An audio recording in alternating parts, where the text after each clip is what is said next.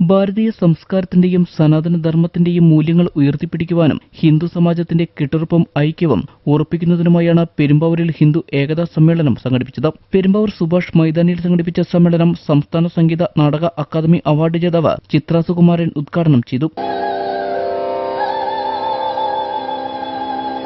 ഈ സംഗീതവും നൃത്തവും നമ്മുടെ ഹിന്ദു സംസ്കാരത്തിന്റെ ഭാഗമായി മാറിയിരുന്നു പുരാതന കാലം മുതൽ. ആ പുരാതന കാലം മുതൽ നമ്മുടെ അമ്പലങ്ങളിലും നമ്മുടെ വീടുകളിലും എല്ലാ പൊതു ഇടങ്ങളിലും സംഗീതവും നൃത്തവും എല്ലാം ഉണ്ടായിരുന്നു. ഞാനും ഈ ചെറുപ്രായത്തിലും സംഗീതവും നൃത്തവും എല്ലാം പഠിക്കാൻ തുടങ്ങിയത് നമ്മുടെ ഒരു ഹിന്ദു സംസ്കാരത്തിന്റെ അല്ലെങ്കിൽ ഒരു ഇന്ത്യൻ സംസ്കാരത്തിന്റെ ഭാഗമായിട്ടാണ്. സംഘാടക സമിതി പ്രസിഡന്റ് KM ഗോപാലകൃഷ്ണൻ നായർ അധ്യക്ഷത വഹിച്ചു.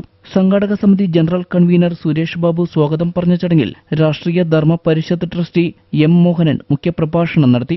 RSS കണ്ട് സംഘചാലക MP സുരേന്ദ്രൻ ആമുഖ പ്രഭാഷണവും നടത്തി. സമ്മേളനത്തിന്റെ ഭാഗമായി വ്യാസ നികേതൻ സ്കൂളിലെ വിദ്യാർത്ഥികളുടെ വിവിധ കലാപരിപാടികളുമുണ്ടായിരുന്നു.